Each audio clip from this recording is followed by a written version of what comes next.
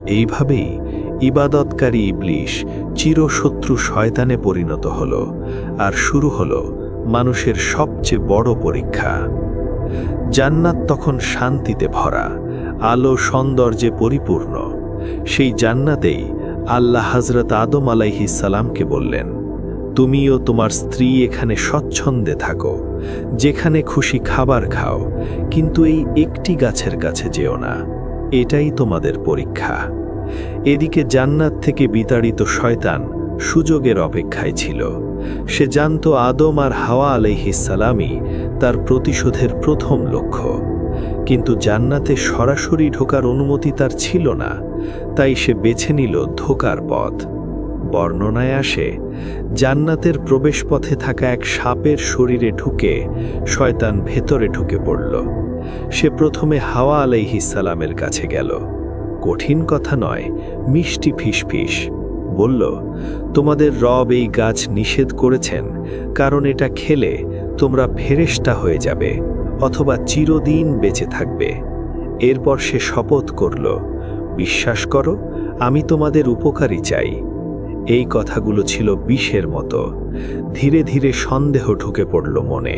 তাহলে কি এই ফলেই আছে অমরত্ব? আল্লাহ কি কিছু গোপন রেখেছেন? কৌতূহল আর প্রলোভন একসময় জয়ী হল। শেষ পর্যন্ত আদম আলাইহিস সালাম আর হাওয়া আলাইহিস সালাম নিষিদ্ধ গাছের ফল আস্বাদন করলেন। আর ঠিক তখনই সব কিছু বদলে গেল। তারা বুঝতে পারলেন নিজেদের ভুল। লজ্জায় তাদের চোখ নুইয়ে গেল। জান্নাতের পাতা দিয়ে নিজেদের ঢাকতে লাগলেন।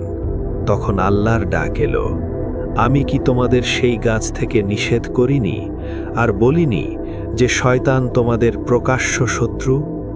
এই ছিল মানবজাতির প্রথম ভুল আর শয়তানের প্রথম সফল ধোঁকা। কিন্তু এখানেই গল্প শেষ নয়। ভুল বুঝে আদম আলাইহিস সালাম আর হাওয়া আলাইহিস সালাম সঙ্গে সঙ্গে তাওবায় ফিরে গেলেন। কাপা কণ্ঠে বললেন, হে আমাদের রব, আমরা নিজেদের ওপর জুলুম করেছি। আপনি যদি আমাদের ক্ষমা না করেন, তাহলে আমরা অবশ্যই ক্ষতিগ্রস্ত হব। আল্লাহ দয়াময়, তিনি তাদের তাওবা কবুল করলেন। তারপর বললেন, তোমরা সবাই পৃথিবীতে নেমে যাও। সেখানে থাকবে জীবন, পরীক্ষা আর সময়।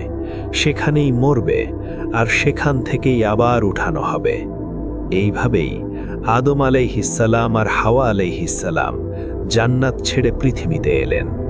বর্ণনায় আছে, আদম আলাইহিস সালাম অবতরণ করেন আজকের শ্রীলঙ্কা অঞ্চলে, আর হাওয়া আলাইহিস সালাম জেদ্দার কাছে। দীর্ঘ সময় পরে তারা মিলিত হন আরাফাতের ময়দানে। এভাবেই শুরু হয় মানুষের দুনিয়ার জীবন। ভুলের পর তাওবা, আর তাওবার পর আল্লাহর অসীম রহমত। আদম আলাইহিস সালাম আর হাওয়া আলাইহিস সালাম পৃথিবীতে আসার সাথেই যে যুদ্ধ শুরু হয়েছিল, সেই যুদ্ধ আজও শেষ হয়নি, বরং এখন তা চলছে আপনার আর আমার ভেতরে। শয়তান কোনো কেবল ইতিহাসের চরিত্র না, সে আজও বেঁচে আছে, সক্রিয় আছে। শুধু আগের মতো সামনে এসে ধোঁকা দেয় না। এখন সে আসে নীরবে, ফিসফিস করে। সে বলে না, আল্লাহকে অস্বীকার করো। সে বলে, নামাজটা একটু পরে পড়ো। সে বলে না, হারাম করো। সে বলে, একবার করলে কি বা হবে। সে বলে না, অহংকার করো। সে বলে, ওর চেয়ে তো তুমি অনেক ভালো, তবুও এগিয়ে গেল কেন? এইভাবেই সে সন্দেহ ঢোকায়, আলস্য শেখায়, অহংকার আর হিংসা জাগিয়ে তোলে। ধীরে, খুব ধীরে, যাতে মানুষ টেরও না পায়। কিন্তু একটা কথা ভুলে গেলে চলবে না, আল্লাহ আমাদের অসহায় করে পৃথিবীতে পাঠাননি। তিনি আমাদের হাতে তুলে দিয়েছেন শক্ত অস্ত্র, জ্ঞান, যাতে সত্য আর মিথ্যা আলাদা করতে পারি, বিবেক, যা ভুলের আগে ভেতর থেকে সতর্ক করে, দোয়া, আউযু বিল্লাহি মিনাশ শাইতানির রাজিম, তাওবা, যে দরজা কখনো বন্ধ হয় না।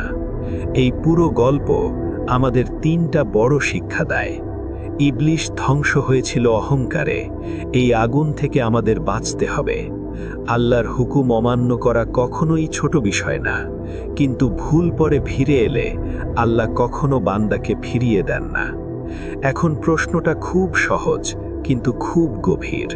শয়তান কিয়ামত পর্যন্ত সময় পেয়েছে, কিন্তু আপনার সময়টা কার পথে যাচ্ছে? এই গল্প শুধু শোনার জন্য না, এই গল্প বাঁচার জন্য। কারণ ফাঁদ পাতা আছে, কিন্তু রহমত তার চেয়েও বড়।